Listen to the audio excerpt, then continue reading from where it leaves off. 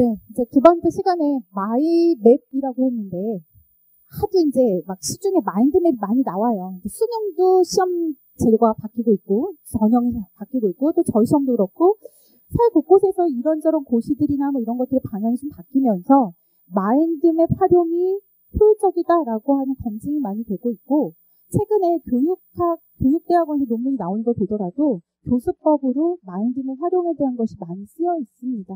그래서 조금 차별화를 두고자 마이맵이라고 했어요. 그래서 그 세 번째 줄에 보면 뭐 엄청난 암기를, 그러니까 엄청난 양을 기계적으로 암기했던 것을 이제는 지도 그리듯이 중심이 있으면 거기서부터 이렇게 파생이 되어가는 지도를 그리듯 그려가는 방법입니다. 라고 되어 있습니다.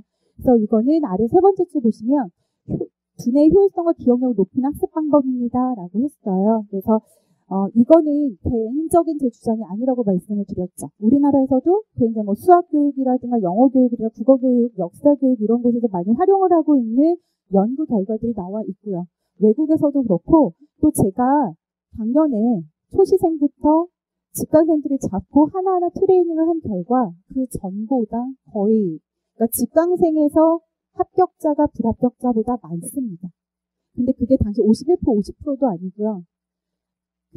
7, 80%의 직강생이 합격을 했어요. 1차. 그러니까 제 최종 합격이 아니기 때문에 사실은 붙었습니다. 이렇게 말씀드리기가 좀 조심스러운 부분이 있지만 그래서 제가 실증을 했어요.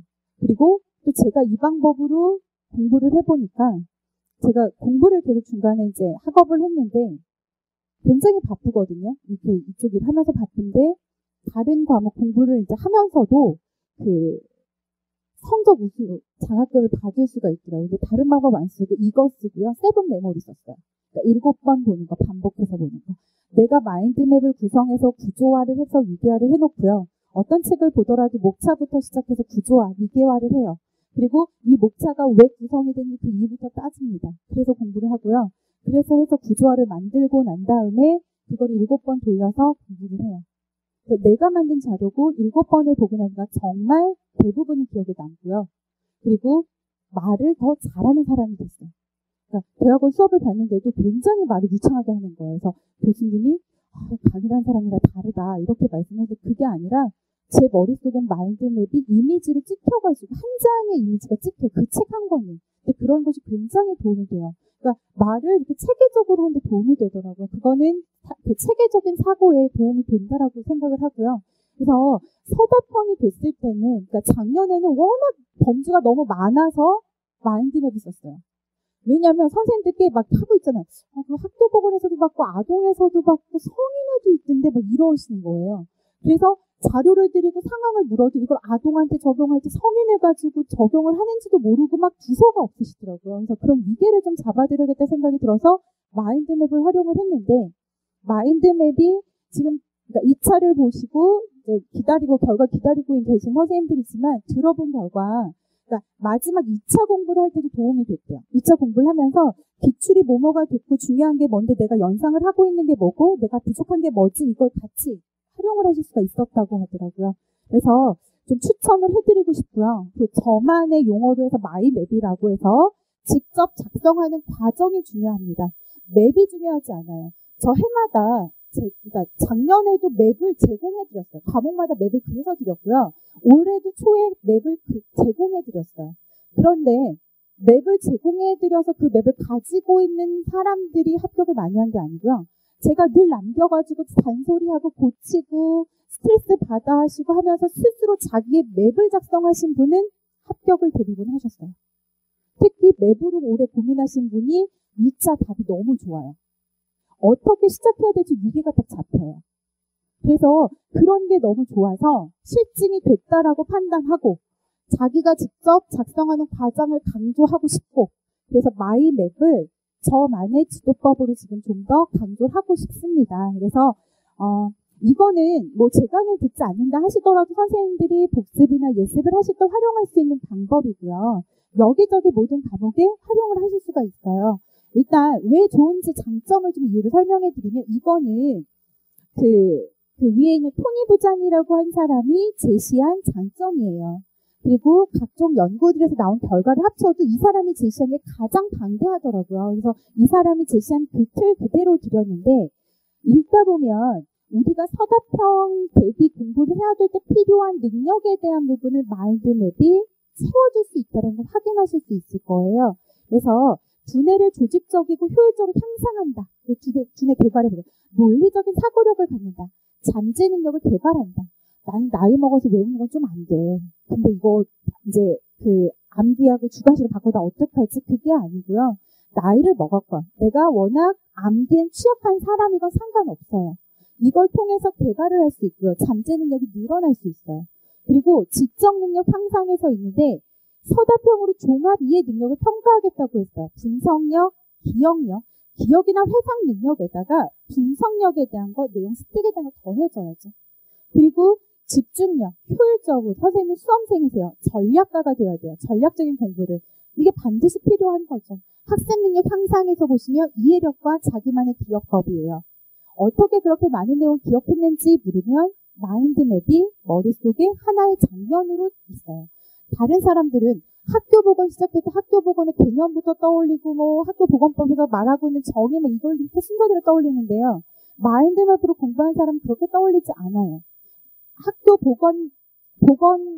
보건이라고 하면 내용 이해는 어떻게, 전략은 간호 과정을 쓸 거고, 학교에서 하는 보건사업은 무엇이 있고, 보건사업의 궁극적인 방향은 건강 증진이고, 그러면 보건사업뿐 아니라 보건실 운영에 대한 행정 업무도 하고 있고, 이 정도가 그냥 하나의 틀로 들어온다고요. 그럼 거기서 그럼 학교 보건 이해하는 틀에 들어가서 학교 보건 누굴 대상으로 하고, 누가 인력이 되고, 또 어떤 목적을 가지고 하는지, 이렇게 방사를 해가는 거죠. 그러다 보면 위계가 쓰는 거고요. 그러다 보면 내가 암기가 취약하던 사람이다 하더라도 잘 외울 수 있어요. 그래서 이런 것들이 있고요. 그다음에 자기 개발, 업무 능력 향상, 이런 것들에 대해서 읽어보시면 될 것 같아요. 그러면 실질적으로 작성을 한번 보여드리고 싶고요. 작성법은 그 토니 부장이 쓴 책에 나온 내용을 좀 더 간략하게 했어요. 그래서 보시면 백지 준비해요. 그러니까 누가 작성해 놓은 거 아니에요. 백지하고 맞닥뜨리세요. 백지랑 익숙해지세요. 주관식 답안은요. 줄만 쳐졌지 백지예요. 근데 그걸 내가 채워가야 돼요. 위계가 있어야 되고 만들어가야 돼요. 그럼 처음 연습할 때는 그 이미지를 내가 오래 기억하기 위해서 그 그림으로 다양한 표현으로 사용하는 거죠. 아래쪽에 마이맵 예시에서 드렸는데 이거를 보기 전에 제가 아까 우리 시험은 그 보건교사 임용시험이에요. 교사 임용시험을 가지고 쓰고 싶어요. 시험의 평가 영역을 내가 정리하고 싶어요. 그러면 내가 공부해야 되는 내용이 얼마나 되는지 확인을 하는 거죠. 그래서 막 크게 가지가 두 개였어요. 무엇과 무엇이었죠? 교과, 교육학이 있었고 교과, 내용학이 있었어요. 그러면 교과, 교육학에서 두 가지였죠. 학교 보건이 있었고요. 지역사회가 있었어요. 교과 내용학에는 제가 8가지입니다. 숫자를 셌던 게 아니고요. 마인드맵을 저 스스로 그려가면서 하거든요. 문제 낼 때 정말 도움이 돼요. 그러니까 문제 낼 때 교과 교육학에서 내고 내용학에서 내야 되는데 내가 여기 너무 편중되고 있지 않나? 그럼 여기서 학교 보건에서 몇 문제 이렇게 가로 써놓고 내면요. 골고루 실전처럼 문제를 내셨네요. 이런 얘기가 들리더라고요. 그래서 정말 많이 활용을 했는데 그럼 이렇게 해서 아까 기초, 건강, 과학 그리고 건강 사정 들어가고요. 성인, 아동, 모성, 정신, 노인, 노인, 응급. 이렇게 해서 내용학이 이루어지는 거죠. 그러면 한 장에다 다 그리려면 큰 종이 하면 좋아요. 근데 이거를 그리셨잖아요. 그러면 여기서 이렇게 나가서 하지 않아도 이 정도는 그릴 수 있을 거예요. 머릿속에 몇 번 그리고 나면. 그러니까 백지랑 자꾸 맞닥뜨리세요. 오늘 내가 1년 동안 공부해야 될 내용은 이거야. 하셨죠. 그럼 오늘은 뒷페이지를 넘기고 그러면 시작을 하는데 교과 교육학부터 시작을 해야겠다. 그럼 교과 교육학을 무엇부터 시작을 하지? 그러면 교과 교육학은 이것과 이것이 있는 거죠. 페이지를 뒤로 넘겼어요. 한 장에 다 그릴 수 없어요. 전 칠판이가 쭉 가지만 학교 복원해가지고 보시면 지금 거기 학교 보건만 따로 떼왔지만요. 이거를 이제 뒷페이지에서 이렇게 봅시다. 위계를 가지고 첫 번째, 스케치북의 첫 번째 페이지는 이렇게 해요. 그러니까 제가 트레이닝을 시킬 때 그렇게 시켰어요. 두 번째 페이지를 넘겨요. 그러면 교과, 교육학을 해요. 그러면 두 가지가 두 개예요. 학교 보건이고 지역사회 간호학이에요. 이렇게 했죠. 그러면 여기서 크게 학교 보건과 지역사회는 다 5개씩 가요. 하부들이. 그래서 보면 학교 보건의 의미 이해부터 가요. 학교 보건이 뭔지, 누가 하는 건지, 어떤 걸 법을 근거로 하는지, 어떤 정책을 가지고 있고 어떤 역사를 가져왔는지, 인력은 누가 되고 그 인력이 하는 직무는 뭔지 보죠. 그리고 난 다음에는 학교 보건을 실행하는 데 있어서 기술 아니면 그 프로그램은 간호과정이라는 걸 적용해서 한다. 그러면 이걸 적용해서 하고, 그럼 학교 보건이 이런 사람들이 하고 이런 목적을 가지고 이런 역사를 가지고 왔고 이런 법의 근거가 있다. 그래서 사용하는 프로그램은 기본 프로그램 간호과정이다. 그럼 이걸 가지고 학교 보건 사업을 한다.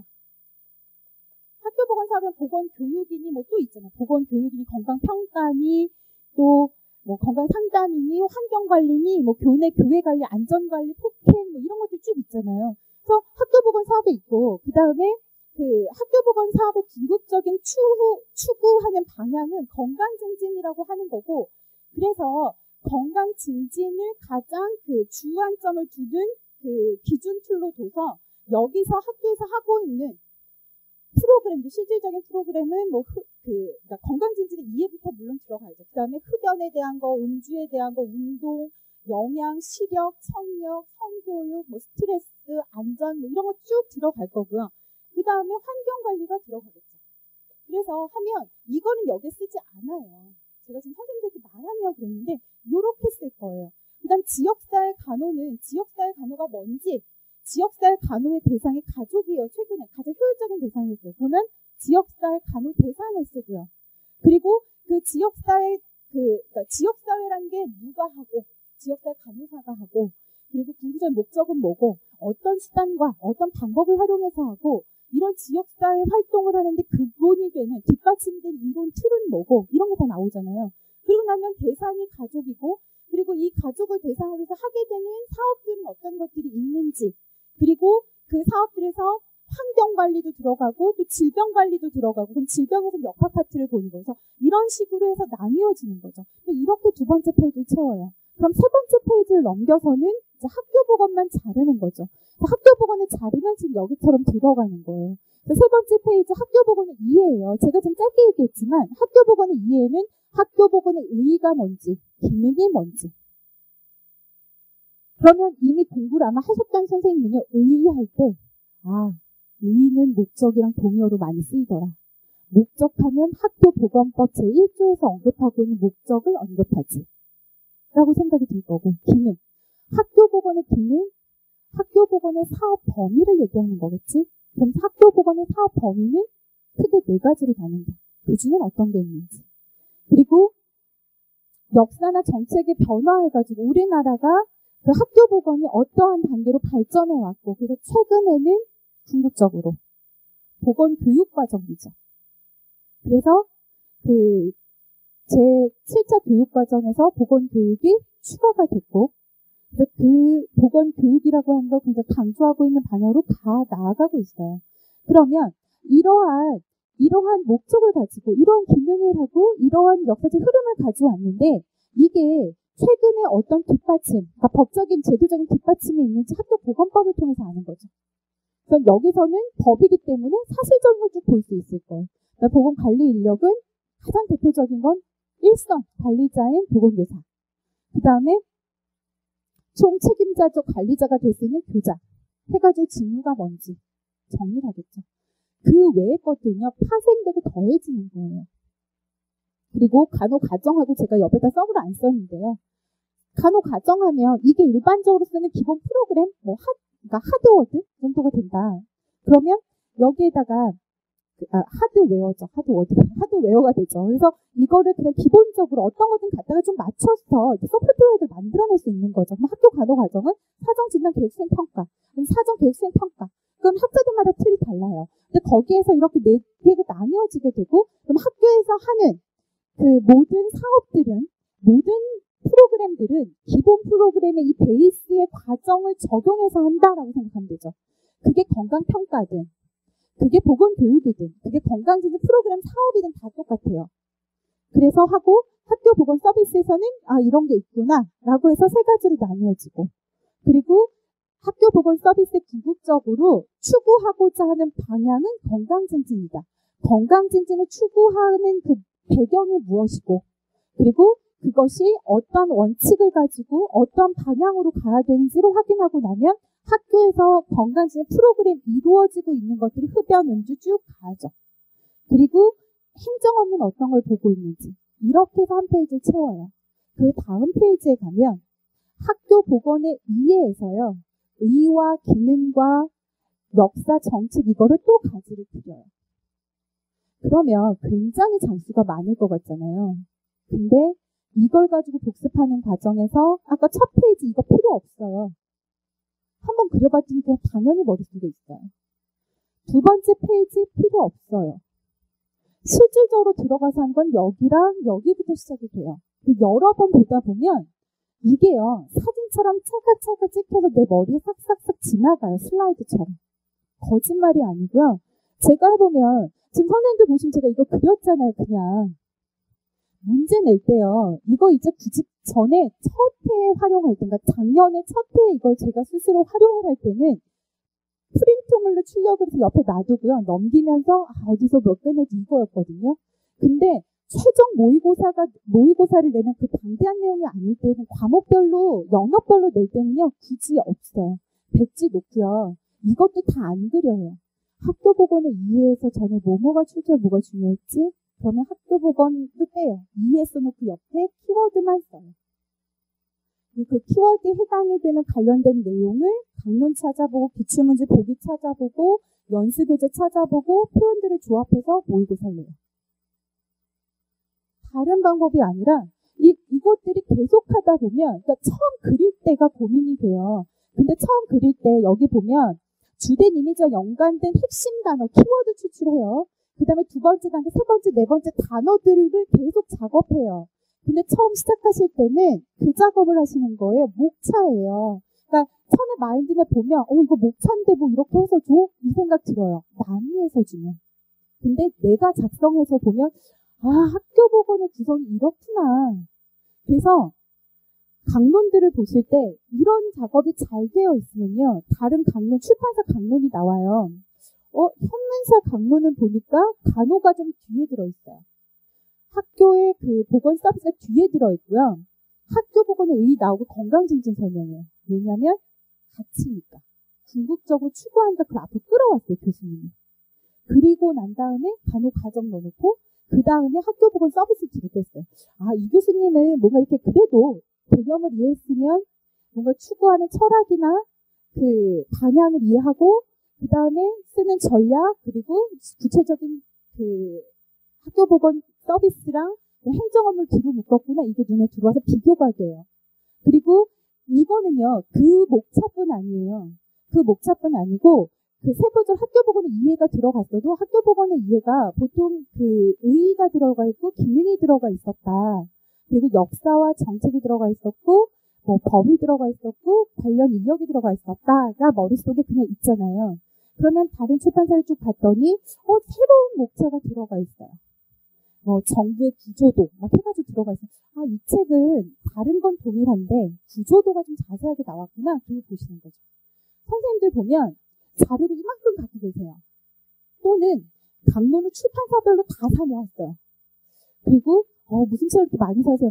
보건교사 때문에 꽂아놓죠 뭐. 아니면 팔죠 뭐. 팔면 카페에서 팔면 웬만한 거 돈 그대로 받아요. 뭐 이렇게 얘기하시거든요.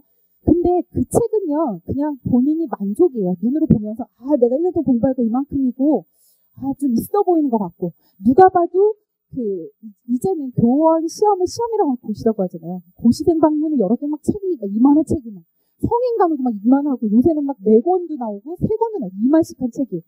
그래서 물어보죠. 성인 이거 보는 거 아니야. 그거는 10과목 중에서 한 과목이야. 이렇게 있어 보이죠? 근데 그건 아무 소용없어요. 선생님들이 수문사를 보든 현문사를 보든 개정 전판을 보든 개정 후판을 보든 아무 상관없고요. 선생님 틀을 가지고 있어야 돼요. 틀을 가지고 있어야 이 책의 장점이 뭐고 이 책의 단점이 뭔지 눈에 들어오고요.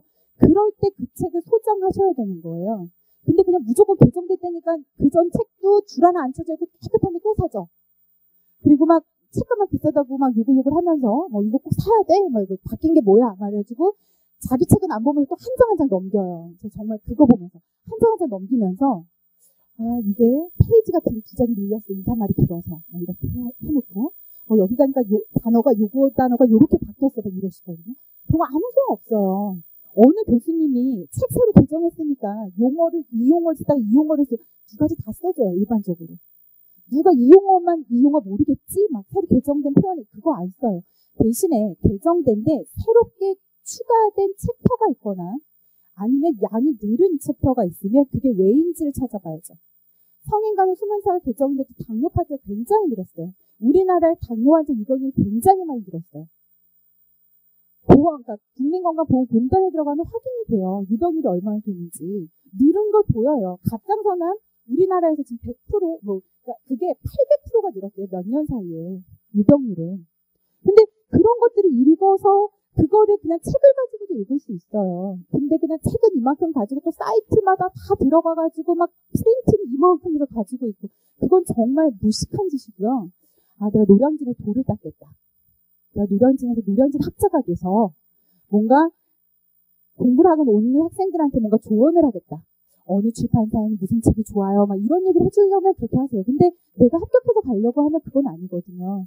그래서 이제 끝에 말씀드리겠지만 강론이요.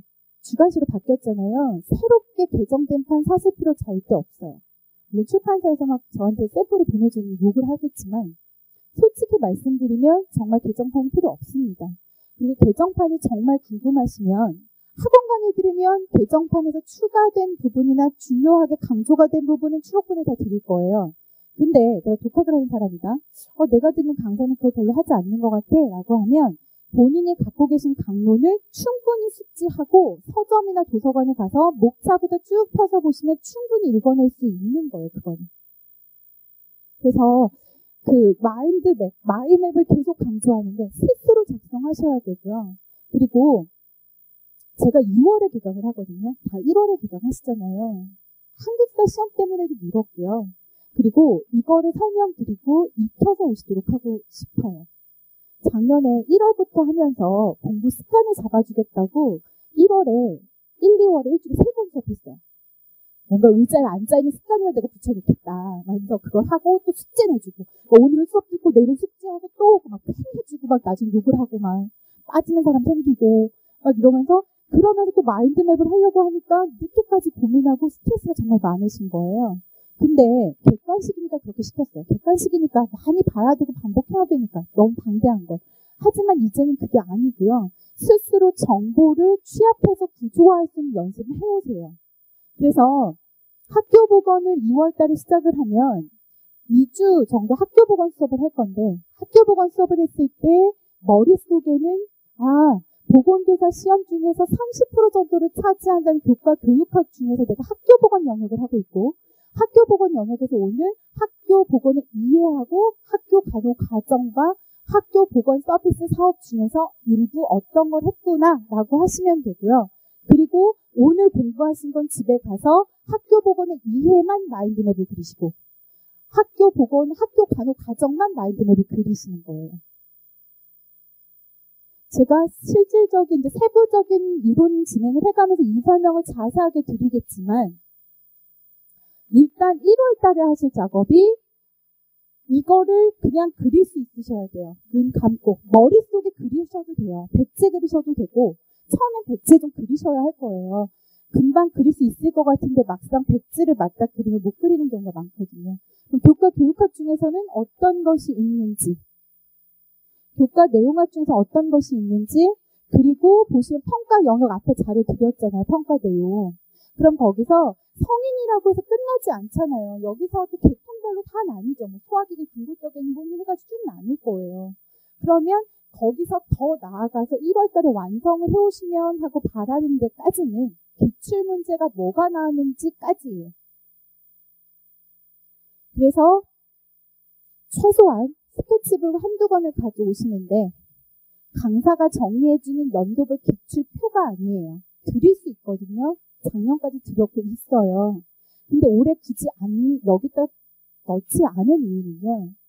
어디에서 어느 형을 출제가 됐는지 강사가 정리해서 학교보건에서 이 목적이 몇 년도 기출 이렇게 써드리잖아요.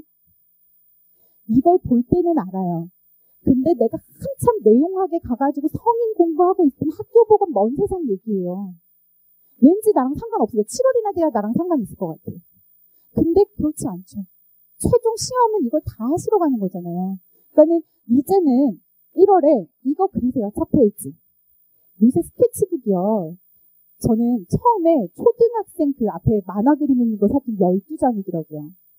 그게 3권, 4권, 막 5권 되니까는 관리가 잘 안 돼요. 근데 미술가용을 샀더니 80페이지짜리도 있더라고요. 손잡이도 다 달리고 찍찍이도 다 갖추는 거 꾸겨지지도 않는 거예요.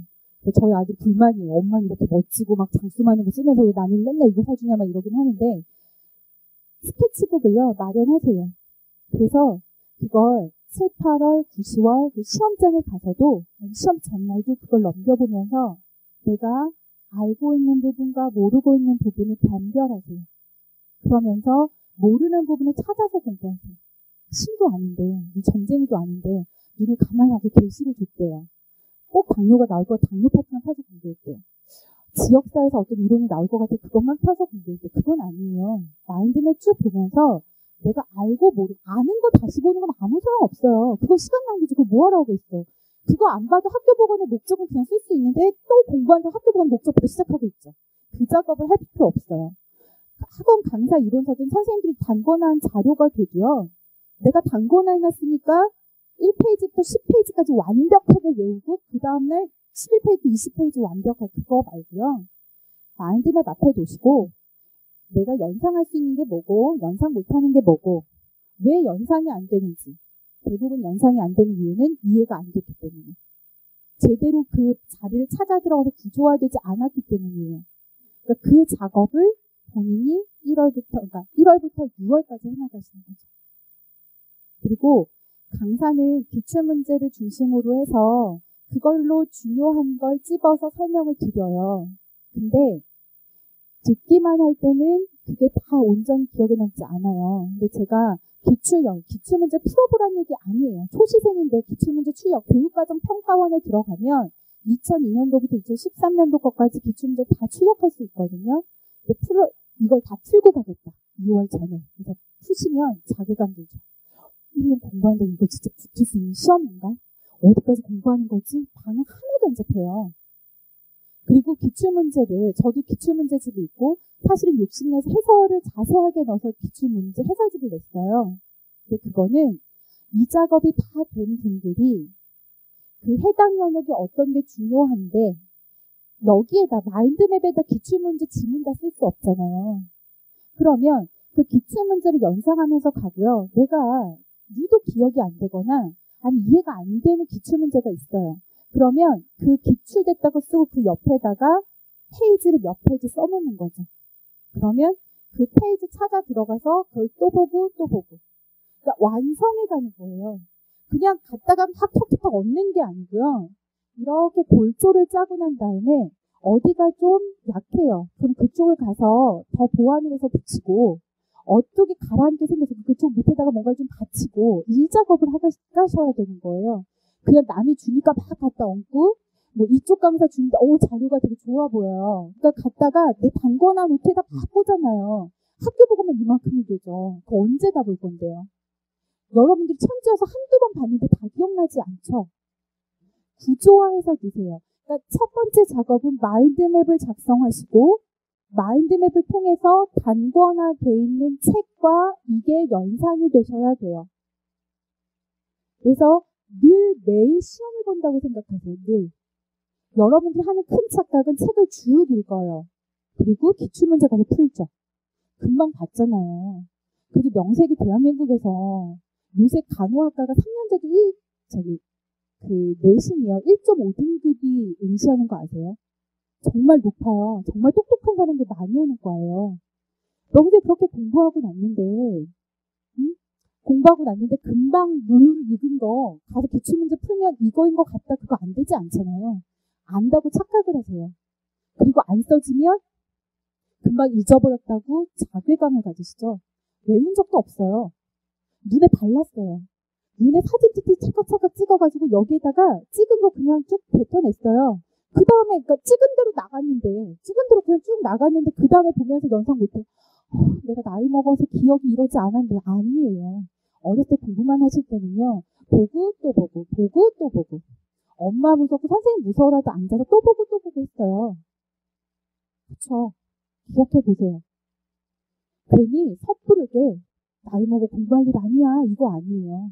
아시겠죠? 그래서 좀 본인이 왜 제가 마이맵이라고 붙여서 본인이 하는 과정을 강조하고 있는지 좀 이해하셨으면 좋겠고, 그리고 구조화하는 게 왜 중요한지 반드시 이해를 하셔서 누구 강의를 들으시든, 그리고 앞으로 보건교사 임용시험뿐 아니라 어떤 공부를 하시든 이 방법을 다 적용이 돼요.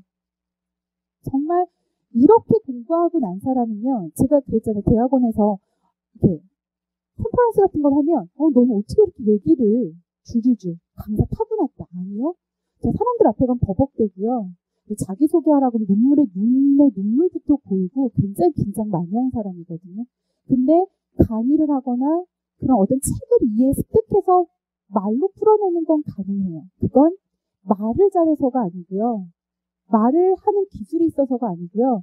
이런 위계화나 구조화가 되어 있기 때문이에요. 그래서 앞으로는 어떤 책을 보시든 강사가 강론, 이거 중요합니다. 기본서 몇 페이지에 있는 건데 이거 관련된 내용입니다. 그거 아무 소용 없어요. 그 시간에 차라리 앉아서 독학을 하세요. 마인드맵 그리고요. 그리고 그게 몇 년도에 기출된 영역인데 내가 기억하고 있는지 없는지. 그리고 다들 아실 거예요. 합격수기 들어보면 뭐 하루 몇 시간 공부했다. 그런 거 과정 아무것도 안 중요하고 결국에 강조하는 건 뭐였어요? 기출 영역 중요한 걸 잘 공부하면 돼요. 잘 습득하면 돼요.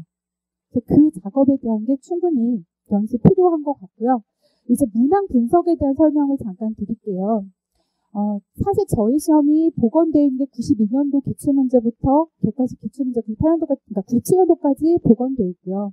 그 뒤에 또 주관식으로 바뀌어서 2008년도까지 복원되어 있습니다. 그리고 지금 교육과정평가원에서 이제 제도 바뀐 거 2009년도, 2012년도 1차, 2차 다 올려져 있어요. 교육학도 마찬가지고요. 근데 이 영역을 제가 2009년도 것부터 보는 이유는 앞에서 봤던 평가 영역 및 평가 내용이 바뀌지 않는다라고 했기 때문이에요. 그렇다라고 하면 형식은 객관식이지만 세부적인 내용은 좀 지엽적인 내용이 있겠지만 객관식이기 때문에, 하지만 출제 비중이나 그 과목의 중요도나 그리고 요구하는 평가 능력은 다르지 않다라는 거죠. 종합 이해. 그러고서 봤더니 평가 능력이 분석, 적용, 이해, 지식, 적용, 이해예요. 쭉 보세요.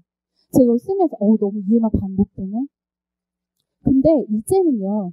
기본적인 지식을 이해하고 있어야 돼요. 문제에서 묻고 있는 의도를 이해해야 돼요. 문제에서 주고 있는 지문을 이해해야 해요. 그래야 답을 쓰실 수가 있는 거죠. 그래서 일단 보시면 거기에 과목별 비중을 같이 해드린 거예요. 1차하고 2차를 했어요. 그래서 보시면 학교보건과 지역사회 6%, 35%예요. 근데 그전엔 합쳐보면 2012년에 15%밖에 되지 않았어요. 올해는 두 개를 합치니까 41%나 되네요. 근데 그 전에 29.5%, 26%, 그래서 제가 30% 내외라고 했습니다. 그렇죠? 주로 보니까 그래도 평균을 내면 30% 내외가 되죠. 이 정도의 비중을 두는구나. 하지만 제가 그랬죠. 10과목이에요. 영역이 10개예요. 10개 영역에서 2개 영역이 30% 차지해요. 그러면 모든 과목이 다 비중이 비슷비슷하다는 거죠. 근데 그 중에서 좀 더 비중이 높은 걸 보니까 아동과 성인과 그리고 모성. 근데 전에는 보니까 정신까지 포함돼요. 그래서 보면 기초건강과 건강사정, 노인간호는요. 노인간호나 응급간호는 크게 영역을 보면 성인이나 아동이나 개론 파트, 그쵸? 이런 파트에 포함이 된 내용이에요. 그러니까 사실 그 부분이 적다고 해서 적은 게 아니고요. 성인 간호 파트에서 건강사정이나 기전에 대한 파트를 넣어서 나오는 건 사실은 높은 비중을 차지하고 있고, 이 부분을 따로 과목으로 뺐다라는 건 기전 위주로 이해하는 걸 강조하고 있구나. 뭔가 과학적인 근거를 기반으로 하는 답안을 지금 요구하고 있구나라고 하는 걸 읽어내실 수가 있는 거죠. 그리고 평가 내용의 배점해가지고 아래서 보여드리는데요. 제가 건강증진은 다 학교 보건에 넣어서 보고 있습니다. 왜냐하면 교육과정 평가원에서 제시한 틀이 그렇기 때문에 그렇게 보고 있는 거고요. 그래서 아직 학교 보건이나 지역사회는 지식, 분석해서 있지만 사실적인 거, 이론 그대로 주요 개념이나 이런 것들을 보고 있고, 작년 2012년도에 주관식 2차에서 좀 더 어렵게 했던 것이 이론을 적용하는 거였습니다.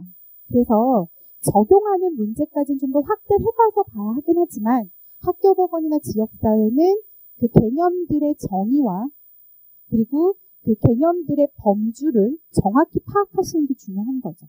그리고 기초건강과학에서 보시면 질병의 병태생리적 변화예요. 주관식도 신증후군의 병생리적 변화를 기술하고 증상과 징을 쓰는 거였죠. 그 관련된 거.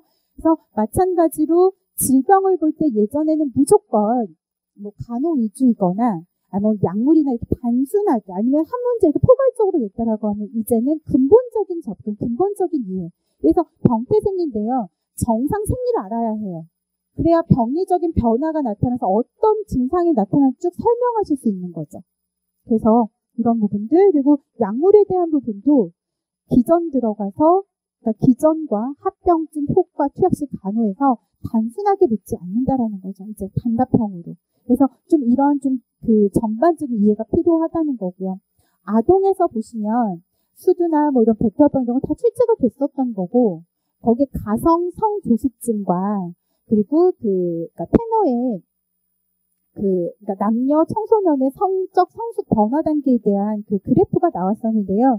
이거는 안 보신 거라고 하고 또 저희가 이제 다뤄서 보긴 했었는데 이론반에서는 이게 기출됐던 영역은 아니다라고 해도요. 그래프 해석만 할 수 있으면 풀 수 있는 문제였습니다. 2.5점이라고 하기엔 사실 이만큼 높은 점수 줄 필요가 없는데라는 생각이 드는 문제였었고요. 뇌진탕의 증상 가지고 뇌진탕 나온 적 없죠. 근데 나온 적 없는 질환은 저희가 정의 정도만 알고 넘어갔습니다. 근데 정의 정도를 알아도 풀 수 있는 문제였어요. 왜냐하면 뺄 수 있는 거는 두 개나 상승에 대한 거였거든요. 뇌진탕이 어떤 다양한 원인에 의해서 뇌에 점상출혈이 생기는 거예요. 근데 점상출혈이 두 개나 상승되지 않아요. 두 개나 상승은 우리 만수제가 됐었고 두 개나 상승의 병태생리는 다 이해하고 있잖아요. 근데 두 개나 상승에 대한 걸 가지고 썼기 때문에 그건 당연히 적일 수가 있었던 거죠. 지역적인 문제가 많았다고 했지만 많았어요. 근데 그 문제가 합격이 당락을 결정할 수 있을 만큼 많은 비율도 아니었고요. 그리고 객관식 문제를 푸는 노하우를 가지고 있고 그 연습이 충분히 된 사람이면 아닌 것부터 지워가면 내가 그 질환에 대해 정확히 알지 못한다 하더라도 충분히 집어낼 수 있는 문제였다는 거죠. 그래서 1차 보고 2차 보고 제가 이렇게 지역 질문하다 내년에 어떻게 강의하지? 라고 해서 암담했거든요. 근데 막상 시간을 정해놓고 출력을 제가 풀기 시작을 했어요. 근데 아닌 것부터 지워나가니까 정확히 몰라요. 저도 그냥 강론을 볼 때는 정의 정도만 봅시다 라고 해서 이렇게 넘어간 것도 있지만 사실 다 기억할 수 없고요. 다 맞출 수가 없잖아요. 그래서 이렇게 푸니까 이거 지우니까 생각보다 점수가 높게 나오는 거예요. 이거 해볼 만한 시험인데 저거 날 잘 따라왔던 사람들도 점수를 어느 정도 받았겠다라는 생각이 들면서 확신이 들더라고요. 그래서 그 지역적인 그 주제에 흔들릴 것이 아니라 구조화를 잘 하고 있으신다고 하면 충분히 해결 가능했고 또 이런 지역적인 부분은 다 사라지게 될 겁니다. 한두 문제는 나올 수 있겠죠. 우리가 예상 밖의 문제가 한두 문제는 나와요. 20문제에서 그 이전을 보더라도 하지만 그 문제가 당락을 결정하지 않아요. 당락을 결정하는 건 누구나 어느 강사나 강조했고 어느 누구의 수험생이 보더라도 중요한 부분이 출제가 됐고요. 그걸 정확하게 쓰지 못했을 때 정확도가 좀 떨어졌을 때 떨어지게 되는 시험인 것 같아요. 그래서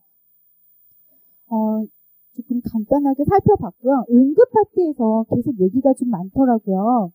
그 긴장성, 관제성 발작 대상 응급처치 개구기가 개구기가 나왔거든요. 근데 개구기가 이게 가끔 연예인 프로에서 이제 웃기자고 하는 거죠. 입을 다 벌리고 치과 치료할 때 이렇게 이랑 잇몸을 노출하게 쓰는 것도 개구기라고 불리고요. 우리 마우스피스라고 해서 인투베이션할 때 사용하는 거 있잖아요. 그것도 개구기라고 번역이 되어 있어요. 근데 그걸 모른다 하더라도요. 분명히 거기에 치아 사이에 개구기를 끼운다라고 돼 있었거든요. 그러면 치아 사이에 넣어서 혀를 눌러주는 거예요. 근데 여기서는 주안점 개구기도 아니고 치아 사이도 아니었고요. 발작 중이었어요. 발작이 이미 시작되고 난 다음에는 서랍자를 넣거나 어떤 넣는 게 아니라고 되어 있죠.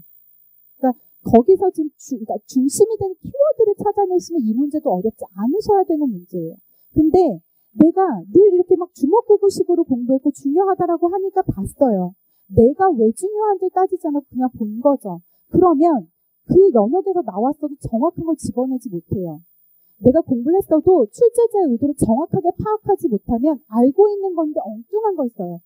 알고 있어서 쓰기 시작했지만 엉뚱한 방향으로 나가면 떨어질 수 있는 거죠.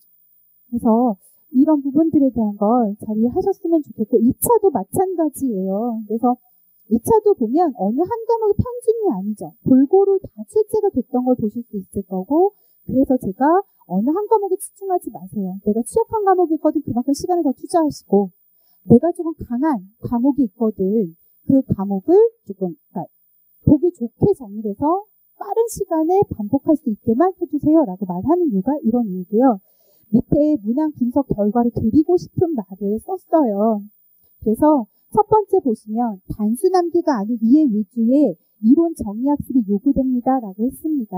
그래서 제가 그러니까 초반에는 충분히 본인이 마인드맵을 그리든 강론을 보든 그러니까 본인한테 맞는 방법 그리고 본인이 듣고 있는 강사의 방법 아니면 그동안 본인이 해왔던 공부 방법을 활용해도 되는데 이해 위주로 하시라는 거죠.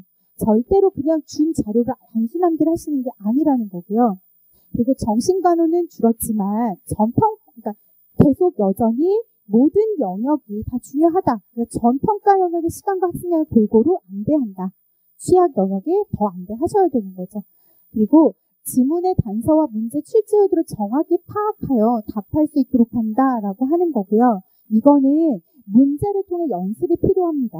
그래서 초반에 이해 위주의 공부를 하실 때, 구조화 공부를 하실 때는 좋은 문제가 기출문제예요.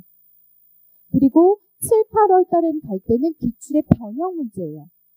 그리고 9, 10월에 모의고사에 가서는 내가 실전인지 뭐인지 헷갈릴 정도로 나를 트레이닝하는 과정이에요.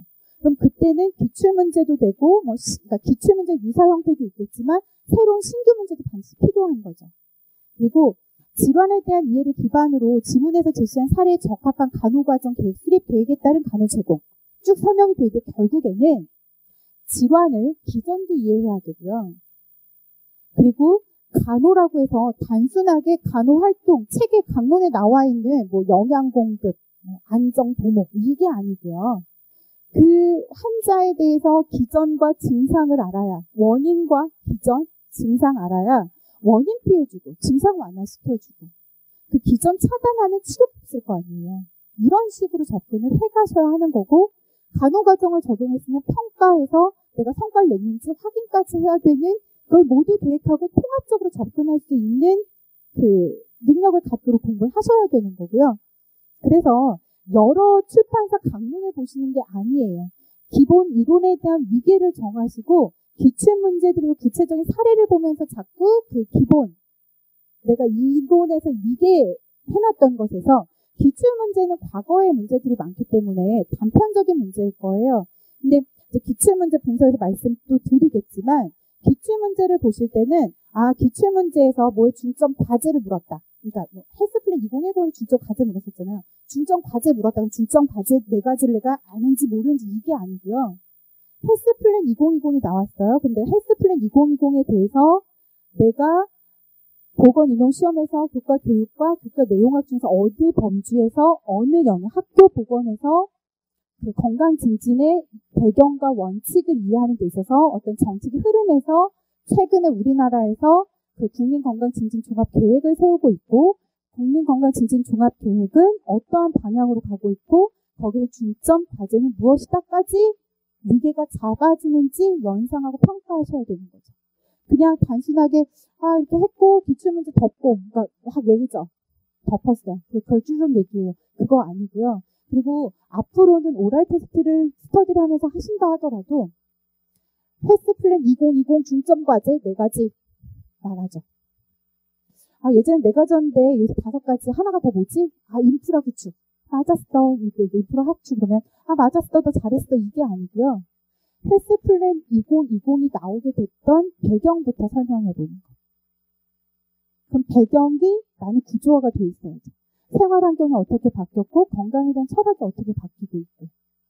그래서 그 생활의 변화를 얘기할 때 인구 구조는 어떻게 바뀌고 질병의 양상은 어떻게 바뀌었고. 그리고 1차 그 보건의료라고 하는 개념이 생겨나서 어떤 보건 서비스, 의료 전달 체계를 가지고 있고 이런 위계가 있어서 설명을 할 수 있어야 하는 거죠. 그래서 오랄 테스트를 하실 때도 내가 물어놓고요. 내가 위계했던 순서들이 얘가 가고 있는지 평가를 해보실 수도 있는 거고 답을 하는 사람은 내가 도대체 패스 플랜 2020에 대해서 온전하게 이해를 하고 있는지 아니면 단편적으로 암기를 하고 있는 건지 변별을 하셔서 그 부분에 살을 붙이셔야 되는 거죠. 모든 과목을 이렇게 하면 참 골치 아프거든요. 근데 재미있는 것이 하다 보면 유사한 것들은 규칙이 생기더라고요. 건강증진 프로그램이 굉장히 많아요. 학교에서 하는 게 뭐 시력이니 청력이 이런 것도 좀 있는데요. 건강증진 프로그램은 구조화를 하다 보니까 위계가 생겨요. 그게 왜 중요하지? 왜 문제가 되지? 어떤 문제가 있지?부터 시작해요. 그게 어떤 영향을 미치지? 청소년들 왜 위해하지? 학교에서 왜 이게 꼭 돼야 되는 이유가 뭐지? 뭐 이런 것들. 그리고 그걸 위해성에 대한 걸 명확하게 살펴보고 나면 그래서 결국에 그 목적이 나오는 거예요. 위해성에 대한 그 목적이 나와요. 그러고 나면 구체적인 전략이 나오는데요. 전략은 보건 교육의 방향으로 가고 있다. 내가 학교 보건의 틀이 잡혀있기 때문에 보건 방향으로 가고 있고 그래 학교 보건 사업에는 건강 평가가 있으니까 여기서도 건강 그 증진을 하는 데 있어서 이 사람이 건강 수치는 얼마나 되는지 뭐 시력이나 청력에 대한 거 평가를 하는 거지. 거기서 나오고 그거에 대한 추후 관리에 대한 거. 그리고 학교 보건 사업에서도 보시면은 보건 교육도 있었잖아요.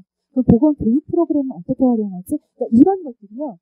여기서 뚝 떨어져서 그냥 거기에 지도로 끝나는 게 아니라 그 지도를 그대로 갔다가 그러니까 대부분 도시에 가보면 전라도니 뭐 경상도니 뭐 충청도니 이런 것들 틀은 차이가 있지만 대부분 읍내 가면 비슷한 시설들이 있고요. 비슷하잖아요. 사람 사는 거 다.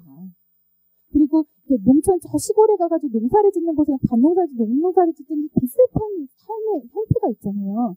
근데 지식도 마찬가지더라고요. 마인드맵을 그려보니까 이걸 지도를 갖다가 그쪽에다가 좀 접목을 하니까 더 풍부한 답이 나와요.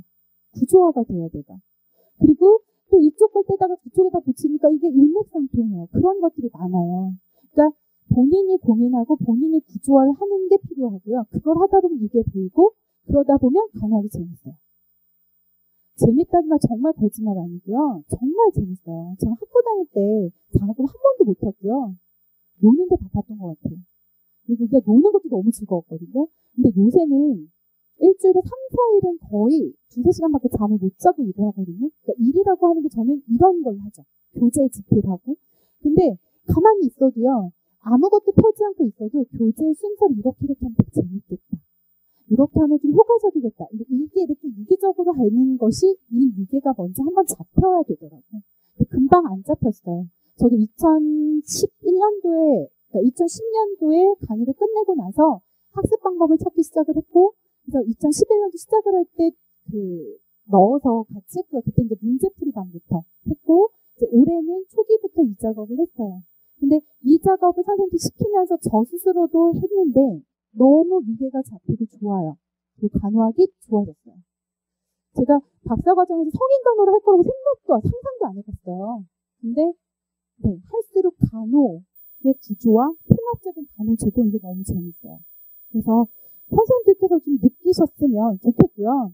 수험생활이 재미만 있을 수는 없겠지만 재미를 좀 찾으세요. 그리고 마인드맵 해놓고 나면 되게 뿌듯해요. 저희 아들도 막 이렇게 넘겨보면 이게 뭐야? 막 이러면 설명도 막 해주고요. 남편한테도 괜히 이렇게 설명도 전혀 전공도 다른데 설명도 해줘보고 그런 재미가 있더라고요. 이제 짧게 제 거 2014년도 대비 그 전공 보건 연간 강의 계획을 말씀을 드릴게요. 그래서 아마도 이렇게 오셨다라고 하면 제 강의에 좀 관심이 있어서 오셨을 거라 생각을 하고, 그래서 진행 방향을 설명 준 게 맞다는 생각이 들고요. 2월부터 6월이 서답형 대비 이론 완전 정보가 기출문제 심층 분석으로 되어 있습니다. 그래서 서답형 대비 이론 완전 정복이라고 했지만 저는 가장 주안점을 두는 건 이해와 구조화입니다. 그래서 이해를 돕기 위해서 가급적 책에 나와 있는 그 기전에 대한 부분을 문장이 됐건 그림이 됐건 표가 됐건 풀어서 단계를 나누려고 생각을 해요. 그래서 그렇게 책을 지금 쓰고 있고요. 그래서 우선순위를 따지고 또 그 위계를 가지고 좀 그 이해를 돕기 위한 형태로 짜고요. 그리고 이론을 그런 식으로, 그러니까 핵심이 되는 이론, 이해가 꼭 필요한 이론들 위주로 하게 될 거고, 그 부분에 대한 걸 확인하는 거죠. 이해도를 점검하기 위해서, 그리고 그걸 응용하기 위해서 기출문제를 함께, 그날이죠. 이론을 9시, 4시까지 하고 기출문제 5시부터 7시까지 당일로 되어 있어요. 그래서 그러니까 제 강의를 들으시려고 하는 분이라고 하면 기출문제를 먼저 보세요. 그래서 기출문제에서 어떤 것들을 묻고 어떤 걸 중요하다고 말하는지 확인하고 오시면, 예습을 그렇게 하시면 이론 들어가서 정말 이해가 필요한 부분들을 집어서 먼저 공부를 하시고, 그것을 이해했으면 구조화하는 작업, 적용하는 것, 응용하는 작업을 기출문제를 풀면서 같이 할 거고, 기출문제를 풀 때는 제가 작년에 제 그 기출문제집을 냈고요. 저도 불만이더라고요. 교육학은 굉장히 잘된, 해설이 잘된 기출문제집이 많은데 전공은 없더라고요. 그래서 저 나름대로는 굉장히 여러 책을 조합을 했고, 근거를 다 달아서, 주관식, 객관식을 다 달아서 만든 문제집이에요. 그래서 사실 이렇게 구조화한 문제집이 서답형으로 바뀌면서 더 필요한 그러니까 정보들이 되지 않았나 싶고요. 올해 새로 나올 거예요. 그러니까 2014년도 대비로 새로 나올 거예요. 그런데 그 전에를 가지고 계시다면, 2012년도 거, 그러니까 13년도 대비 돈을 가지고 계신다면 특별히 구입하실 건 없고, 제가 제 인터넷 카페랑 그다음에 학원 홈페이지에 다 추록분을 올려드릴 거예요. 그럼 그 부분만, 그래서 올해 시험 본 것만 해설관을 넣어가지고 할 생각이거든요. 그래서 그건 출력을 하셔서 보시면 될 것 같습니다. 그리고 이론반 교재는 아까 짧게 말씀드렸는데, 제 강좌를 듣는 분들만 30으로 된 제본을 제공을 할 거고요. 이거는 단권화를 하시는데 용이하도록 하기 위해서 만든 방법이에요. 그리고 이제 지도 방법 해가지고 보시면 제가 마임앱 구성이라고 하는 걸 넣어두었죠. 그래서 지금까지 제가 길게 얘기했었던 부분이, 강조했던 부분이 이 마임앱에 대한 부분이었고, 그리고 이게 자기주도적인 학습이고 스스로 구조화해가는 작업이라고 하는 거 이해해 주셨으면 좋겠고요. 특강을 넣어드렸어요. 그래서 특강을 예전에는 1회 특강으로 잡았더니 안 되겠어요. 특강이잖아요. 부담 안 갖고 내가 어려운 부분, 내가 좀 취약한 부분을 보강할 수 있으면 좋겠다는 생각이 들어서 건강증진 관련 이론의 이해와 활용이에요. 건강증진 관련 이론의 중심 개념으로 구조화해서 기억하시는 건 다 잘하세요. 근데 실질적으로 그거를 사례에 적용하는 건 좀 취약하시더라고요. 그래서 이거를 논문에서, 그러니까 건강증진은 요새 최근에 이제 트렌드잖아요. 논문들에서 잘 적용이 된 논문들, 그래서 검증된 학술지에서 실려져 있는 논문들에서 실질적인 사례를 가져와요. 제가 임의로 만드는 문제가 아니라 그런 걸 통해서, 또 강론에 나온 예제를 통해서 실질적인 적용에 대한 거를 강의하고자 하고요. 그래서 하루에 이론은요, 2개에서 3개 정도가 될 거예요. 시간은 좀 길겠지만, 그러니까 처음에는 이론에 대한 중심 개념을 짧게 설명을 할 거고요. 그거를 문제를 제시하고 적용해 보시도록 할 거예요. 스스로 좀 사고를 해보시고 난 다음에, 이렇게 적용이 됐다라고 하면 훨씬 느껴지는 바가 많을 것 같고, 그렇게 해서 특강으로 정리를 해놓고 나면 훨씬 그런 부분에 대한 부담은 좀 줄어들지 않을까. 그러니까 항상 해마다 보면 지역사회든 가족 이론이든 건강증진 이론이든 이걸 좀 어려워하시더라고요. 그리고 어떤 분들 이게 막 뒤죽박죽 돼 있어요. 건강증진 지역사회 가족 이론을 막 되기도 하고요. 막 혼용돼 있으시더라고요. 그래서 이 개념을 명확하게 이론을 할 땐 마임앱으로 중심 개념을 기억하시고, 그리고 제 특강에서는 적절한 활용을 연습해 보실 거고요.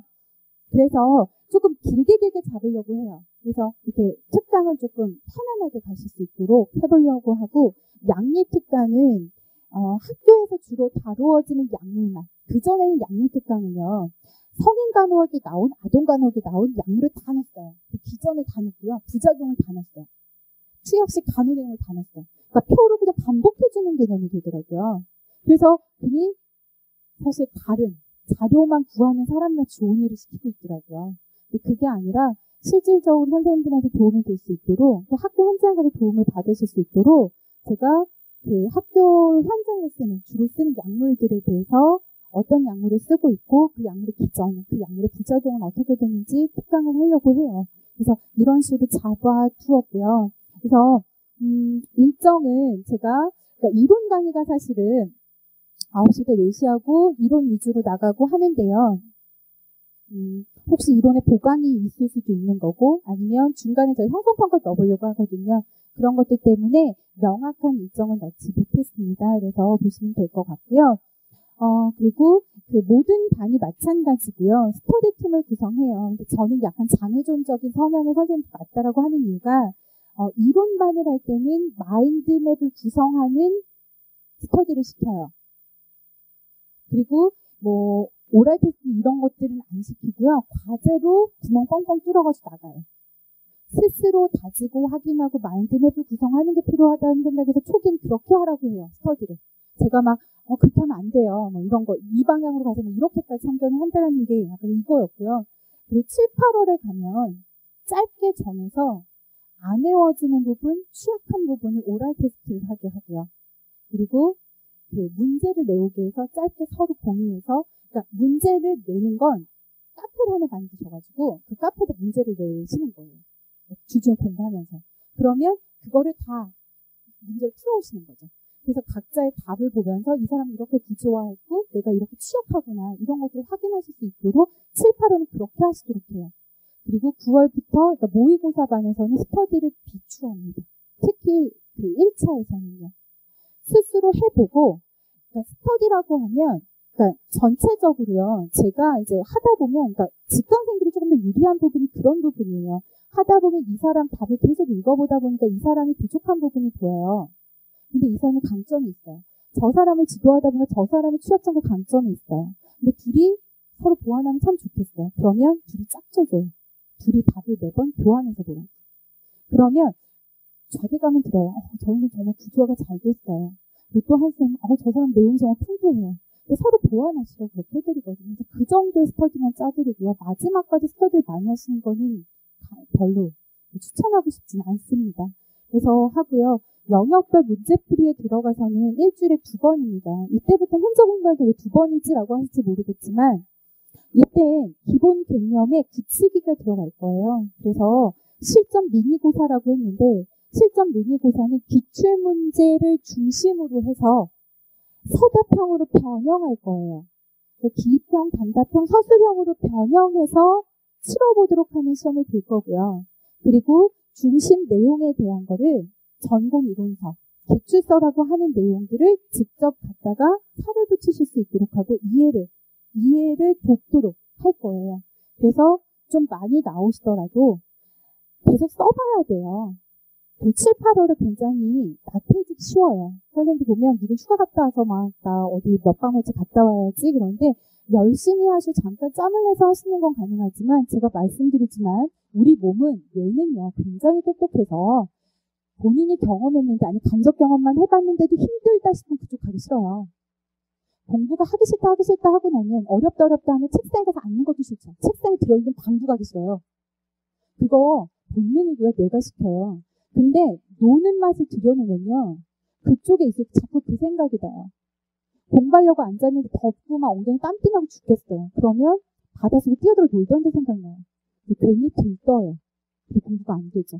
그래서 좀 7, 8월에 좀 타이트하게 가보겠다라고 하는 거고요. 그리고 이때 강론을 보겠지만 강론을 보실 때 절대 다 사시라는 거 아니고요. 그러니까 필요한 자료들은 다 제공이 될 겁니다. 그리고 올해 특히나 개정이 돼서 나오고 중요해서 뭐 추가가 되거나 하는 점을 볼 거고 그 트렌드가 그게 있어요. 재난간호가 최근에 정신간호에도 추가가 됐고요. 한 챕터가 지역사회 간호학에서도 추가가 됐어요.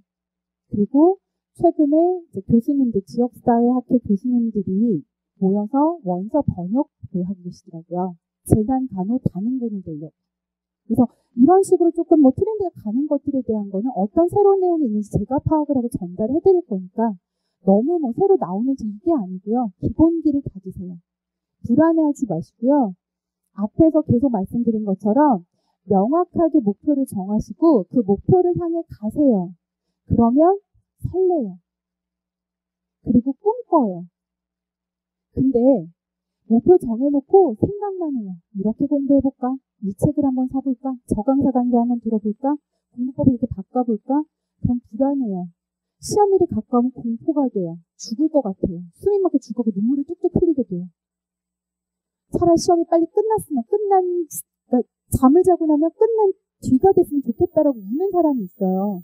근데 시험 임박에 혼을 낼 수 없는데 저 혼자 속으로 생각해요. 공부 안 했지? 공부 안 하고 나니까 이제 불안이 공포로 바뀌었지? 또 올해 안 되겠다. 그 생각을 해요. 속으로. 근데 어떤 사람을 보면 뭔가 희망에 차요. 공부 스트레스는 물론 많지만 그 사람이 정말 희망적인 얘기를 해요. 그러면 이 사람이 좀 부족한 부분이 있지만 이 사람 운도 따라주겠는데? 이 사람 올해는 되겠는데? 근데 되더라고요. 그러니까 이런 부분들을 간과하지 마시고 1년을 좀 잘 컨트롤 해가셔야 될 것 같고요. 그리고 이제 적중 모의고사도 아까 말씀드린 것처럼 실전이 뭐인지 모의가 실전인지 모를 정도의 연습을 하셔야 되는 거고 그 시간도 정해서 하고 그리고 뭐 나의 취약점이라든가 이런 부분들을 평가를 다시 한번 해내셔야 되는 거죠. 그래서 여기까지 연간 강의 계획을 말씀드렸고요. 이제 제 강의를 계획하시는 선생님들이 1월 중에 뭘 해야 할지 숙제를 내주세요 라고 얘기를 하시더라고요. 벌써 장의존적이시죠. 그래서 더 열의에 불탔어요. 이 사람 내가 이렇게 지도해야 되겠구나 이렇게 했는데요. 일단 한국사 능력시험을 2월, 3월로 미뤄가지 않겠다라고 결심하셔서 끝내세요. 그거를 뭐 5일 공부하고 붙었어요. 열흘 공부하고 붙었어요라고 하는 사람의 글도 눈에 띄시겠지만 인터넷 검색해보시면 6개월 공부했습니다. 글도 있습니다. 절대 과신하지 마시고요. 철저하게 준비하시고 그리고 자신의 공부 스타일을 명확하게 알아두세요. 그래서 내가 새벽형 인간인지 아침형 인간인지 올빼미형 인간인지 나한테 효율적인 공부 시간이 언제인지 그거 보시고 그리고 나는 장의존적인지 장독립적인지 이런 것들 명확히 파악을 해두시고요. 세 번째는 연간 계획, 월간 계획을 짜세요. 그래서 누구 강의 들으시든 연간 강의는요, 그러니까 연간 계획은요, 강사의 스케줄을 따라가시는 게 가장 효율적이고 쉽습니다. 그래서 그걸 추천하고 싶고요. 그리고 네 번째 숙제는 마이맵입니다. 마이맵을요, 처음에 힘들다고 말씀드렸어요. 힘들 거예요. 머리도 아플 거예요. 그러면 주가 되는 건 한국사 시험이고요. 하루에 2시간만, 3시간만 정해서 마이맵을 그리세요. 그래서 오늘은 어디까지 세부적으로 들어가서 그리게 되는지. 그리고 그러니까 평가 내용까지 쓰세요. 평가 영역이잖아요, 이게. 그리고 평가 내용이잖아요. 이것까지는 그러니까 평가원이 제시를 했어요. 그리고 이것까지 써놓고 더 여력이 되시거든 2002년도부터 2013년도까지 기출문제를 출력해요. 분야별로 나눠진 거 보지 마세요. 분야별로 나눠진 거 말고 그냥 생으로 처음에 기출문제 그냥 다 뽑으세요. 뽑아서 여기에 그러니까 뭐 하나씩 찾는 게 아니라 2013년도 문제만 펴놓고 1번 보니까 대상 포진.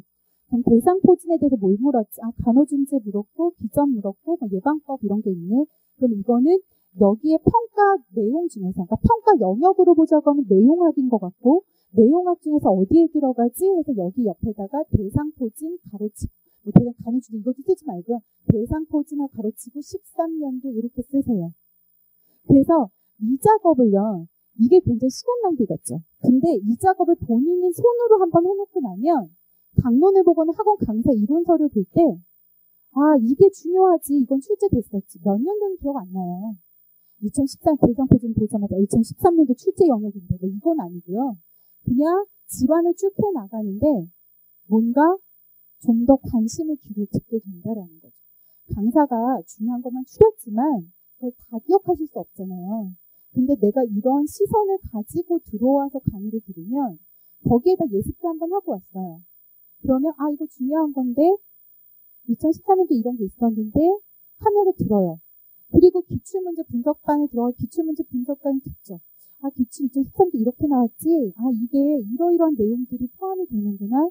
그럼 집에 가서 오늘 한 영역을 그때 이제 이론반이 나가는 거니까 내용 중에서 성인을 하고 있는데 성인은 이렇게 계통별로 쭉 있는데 계통별 중에서 대상포진은 피부계에서 그러니까 감각계에서 피부 쪽에서 대상포진이 나왔었대 2013년도 이렇게 쓰다 보면 그 뭔가 나중에 이 작업을 계속하면 아 올해는 이쯤이 나오겠다라고 하는 게 보여요. 강사도 똑같은 사람이고요. 뭐 특별한 능력이 있어 되는 건 아니죠. 그리고 제가 다 암기해서 전달하는 거 아니고요. 그때도 찾아요. 더 찾고 연구하고 하는 거거든요. 근데 이런 분석을 계속 하다 보면 그게 보이더라고요. 그래서 사실 저는 어릴 때 엄마한테 되게 많이 혼나고 벌을 많이 샀는데 그 이유가 말대답하는 것 때문이었거든요. 그래서 엄마가 무슨 말을 하면 다 말대답을 했어요. 근데 그냥 엄마가 혼을 내니까 그 엄마가 말하는 건 좀 부담해요. 근데 무조건 그냥 듣고 있지 않았거든요. 그래서 다 말대답을 하고 더 혼나죠. 막 벌도 30분 쓸 거 1시간 쓰고 땀을 뻘뻘 흘리고 막 울면서도 나중에 옷 벗고 옷에다 벗고 나가면서 말대답을 하면서 나갔었다고. 그러니까 그런 얘기를 엄마가 되게 많이 하시고 제 기억으로 되게 많이 혼난 기억이 나거든요. 그리고 되게 따지길 좋아해요. 내가 생각할 그게 아닌데 그렇다라고 말하면 되게 궁금하고요. 그리고 뭔가 답답해요. 그래서 막 따져요. 근데 그게 제 성향이 그랬어요. 그래서 참 나는 단점이 많은 인간이다. 이런 걸 죽여야지. 이걸 좀 보완해야겠다라고 생각을 했는데요. 강의라긴 딱인 것 같아요. 누가 이거가 맞다라고 그 출제위원이가 문제를 냈어요. 그럼 이게 맞다고 낸 거잖아요. 그럼 따져요. 너 이거 왜 냈어? 그것부터 하는 거예요. 그리고 따지고 분석하고 이게 되는 거예요. 근데 선생님들 성향 그렇지 않다 하더라도요. 해보세요. 그냥 1년만 따지세요. 그 말대답하세요. 지금도 보면은 저 이렇게 지적 많이 받거든요. 말 직선적이지, 따지지, 말대답 많이 하지. 그러니까 고개를 이렇게 숙이고 있는 여자는 아니거든요. 근데 그 태도가 중요한 거죠. 이제 나이 먹고 보니까 이제 말대답도 공손하게 하고 돌려 말하면 되는데 사실 전 그것도 못해요. 직선적이에요. 누가 무슨 말 하면 그냥 그때 생각날 말 직선적으로 딱 하고 하기 때문에 이제 지적을 좀 받는 부분이지만 이게 제가 어떤 예상 문제 뽑는 데는 굉장한 강점이었어요. 그러니까 여러분도 스스로 따지시고 분석하시고 스스로 대답하시고 누가 뭐라고 하거든 왜 그런지 답해보세요. 제가 책을 보더라도 목차를 보면서 아, 이 교수가 왜 이렇게 짰지? 이 교수진이 왜 이렇게 짰을까? 혼자 묻고 혼자 따지고 혼자 말대답했어요. 아, 이 사람은 그 간호 과정을 먼저 안 넣고 건강 증진부터 넣구나. 그 이유는 이거구나. 그게 아닐 수도 있죠. 어떻게 하다 보면 그렇게 됐을 수도 있어요. 근데 나 스스로 이유를 달아요. 나 스스로 따지고 이유를 달아놓으면 그거는 제 지식이 되고요.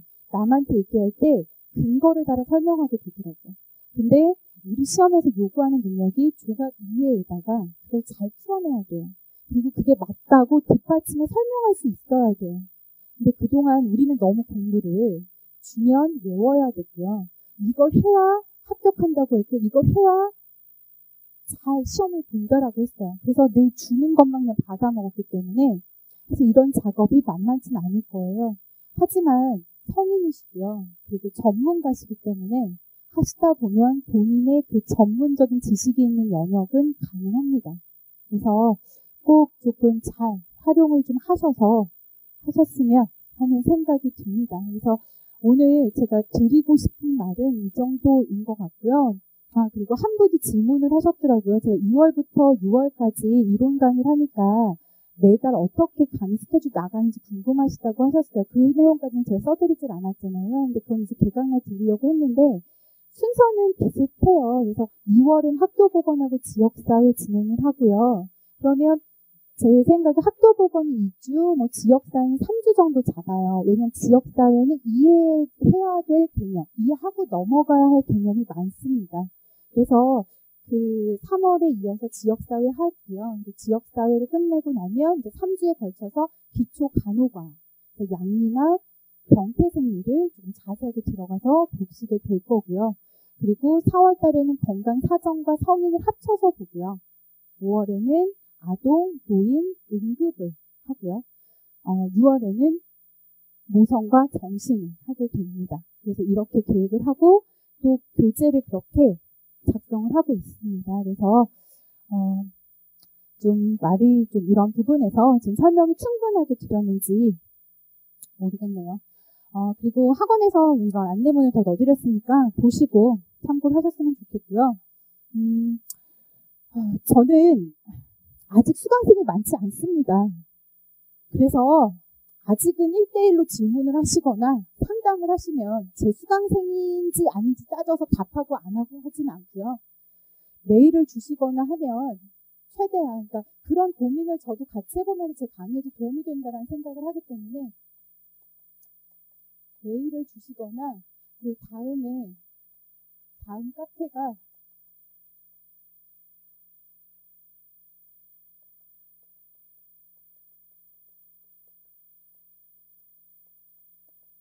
저들이랑 카페가 있고요. 그래서 이걸 활용해서 그 질문을 주시거나 뭐 쪽지를 주시거나 하시면 크게 저한테 상처나 비수가 될 말만 안 보내시면 제가 마음으로 답을 합니다. 그래서 저도 같이 고민하고 이제 그럼 그 해결 방안을 강구하고 할 거거든요. 그래서 이건 진행을 해가는 중이나 아니면 선생님께서 뭐 다른 사람 수업을 듣거나 아니면 일이 생겨서 중도에 뭐 포기를 하시고 뭐 수험생활 못하게 되시거나 방향을 전환하거나 하시더라도 같이 조금 그래도 소통을 할 수 있는 창구로 활용이 됐으면 하고요. 네, 부족한 자료지만 네, 잘 들어주셔서 감사하고요.